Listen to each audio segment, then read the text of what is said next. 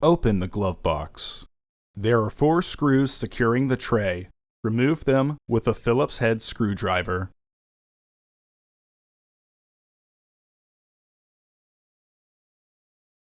Pull outwards to remove the plastic tray. Unclip the 3 tabs that secure the housing door. Remove the old filter from the housing and clean out any debris inside. Insert your new filter into the housing with its airflow indicating arrow pointing down. Reclip the housing door.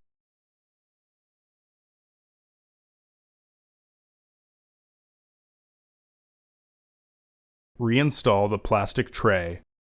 Reinstall the screws.